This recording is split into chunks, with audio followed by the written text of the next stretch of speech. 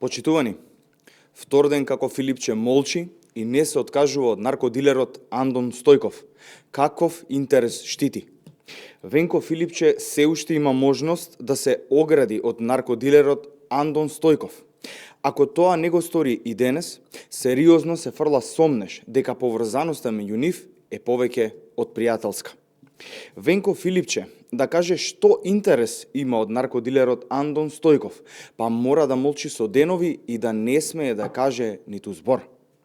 Дали на Венко Филипче поважни му се пријателите наркодилери од самата партија? Венко Филипче мора да се одважи и да даде став.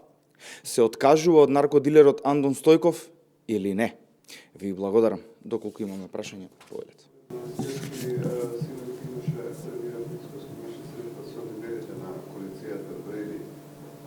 Дали има некои ефекти од таа средба, за кои се таа средба, како би се одвиваат понатаму односите во полицијата визави ова напуштањето на министерот за здравство?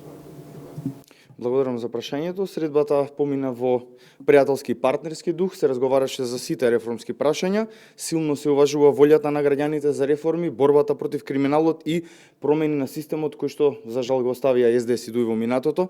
Граѓаните нема да бидат разочарани и разговорите продолжуваат и понатаму. Благодарам.